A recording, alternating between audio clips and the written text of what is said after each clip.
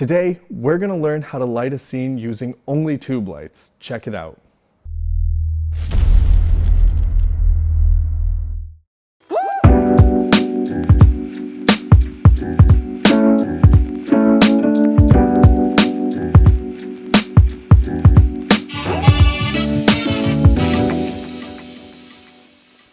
Hey guys, I'm Adam Frimmer from DIYPhotography.net, and today we're going to be using a light that is arguably one of the most recognizable in the industry. I'm talking about tube lights. Whether you know them as Asteras, Quasar Science, Godox tubes, Nanlite tubes, everyone's making them, and there's a really good reason for that. Tubes are essentially compact, low-profile, self-contained systems that give you tons of creative opportunities.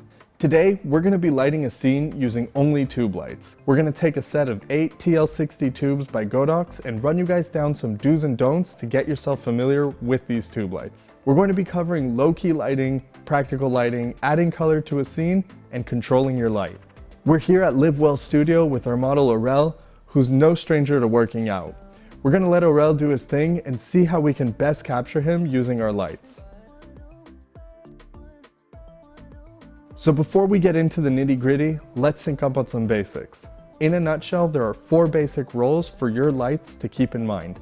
We have a key light, fill light, backlight, and background. Every scene ever shot is using some combination of these 4 roles, but that doesn't mean that all 4 roles are used in every shot. For example, you can light an interview without a backlight, and the world will not stop turning. Of course, you can use as many lights as you think is necessary to fill each one of those roles. Just really quickly, one disclaimer.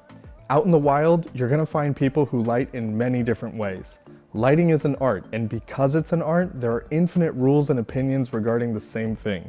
For the sake of simplicity, we'll only be covering basic lighting themes to better equip you with some tools for the next time you go out on set. With that out of the way, let's break it down. Key light. This is usually the main light.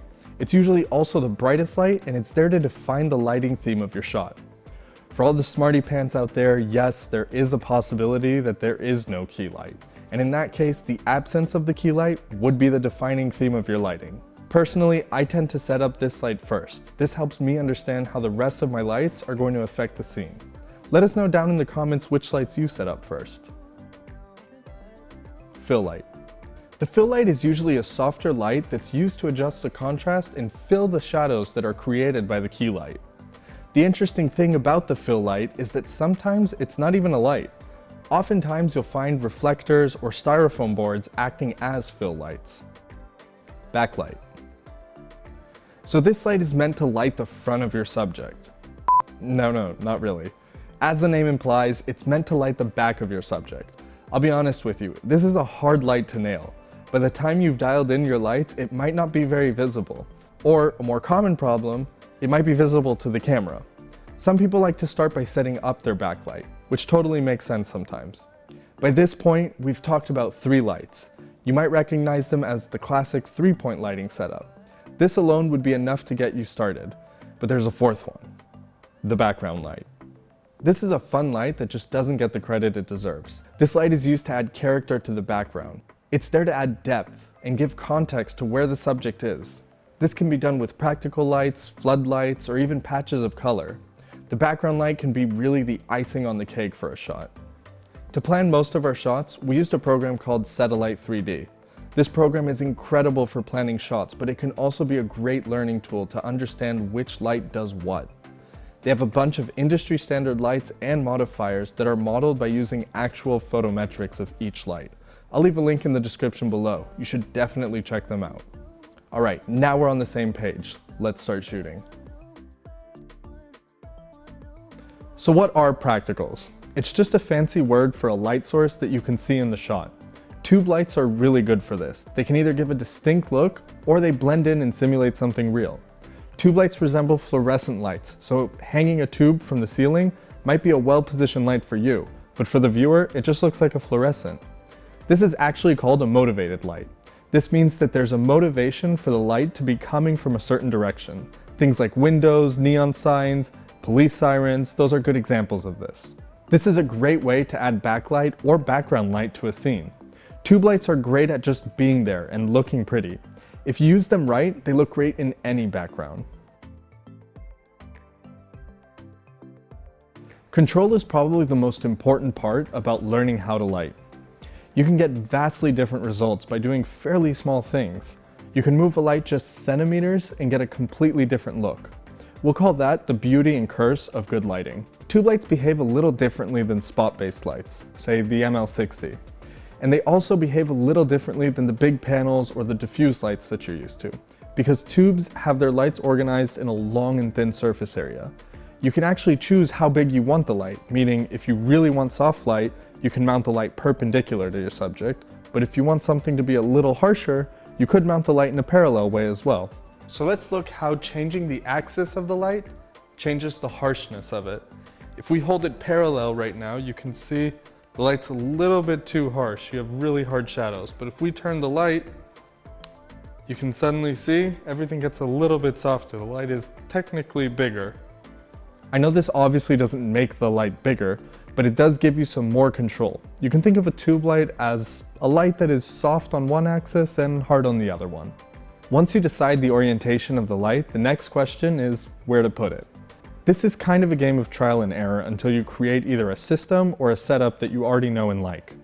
Always feel free to move stuff around, play with lights, and get them in different positions to see how they affect your scene. After moving the lights a bit though, you'll realize that sometimes the light isn't behaving like you want it to, and in this case you're going to want to grab a modifier of some sort. Here are a couple of the ones that we're going to use today. This is a gobo, or a flag. This is just a black fabric which is meant to block light. These are important with tube lights since the spread of the light is so wide. You might want to give the light less flexibility on where you want it to go. This is a styrofoam board. Put simply, it reflects light it bounces using the bright white surface. But sometimes they also come with a silver reflector on the back. This is great for subtle fill light, and in a pinch, you can also use them as a flag. Alright, so now that we're getting into control, let's talk about what we're actually doing. We have here now our key lights on the left, we have a gobo to block the light from hitting the lens, and on the right we have either a silver or a styrofoam board. So if you see, we can change it from silver to white and we get a really different look. If we use white, it's this really nice soft bounce, and if we flip it and we go to silver, we get a little bit more of that reflector look. It's a little shinier, a little harsher, and if we take it off completely, you'll see now we have just one side being lit, and it really makes a different picture. So we're gonna actually put it back on. I think I like the silver better, so we'll go with that.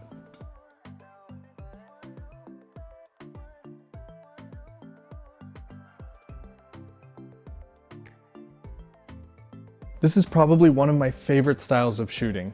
It's a really simple lighting setup. Low key, simply put, is a relatively dark image with high contrast. We use lights to highlight the outline of the subject. This will pretty much always give you a tense looking situation. Because Aurel is super cut, we're going to leverage his muscles and highlight them in this style. Muscles have a natural change in depth to them, and lighting them from behind will create a nice play on the contrast. So we've taken a few tubes and we've placed them slightly behind and to the side of Aurel. Now we don't want stray light hitting the lens, so we've placed some of the flags between the camera and the lights.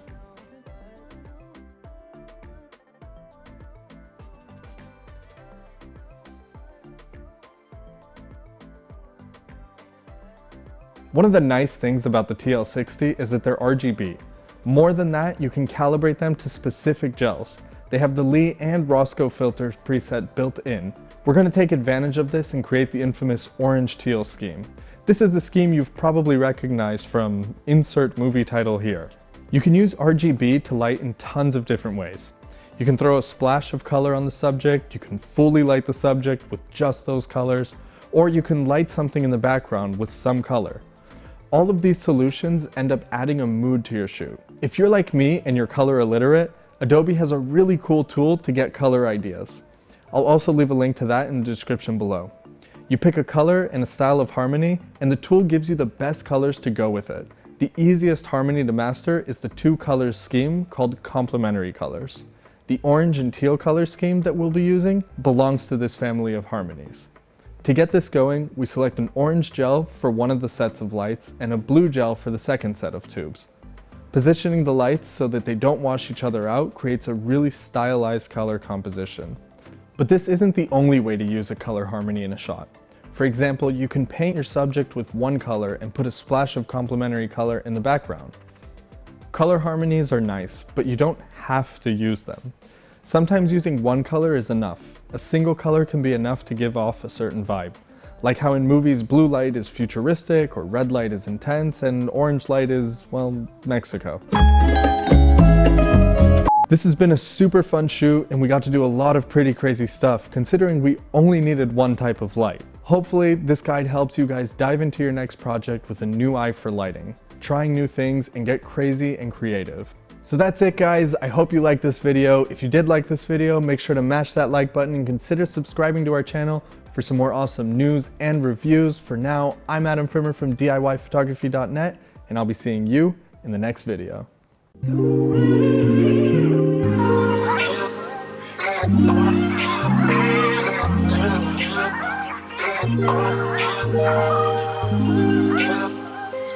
Yeah.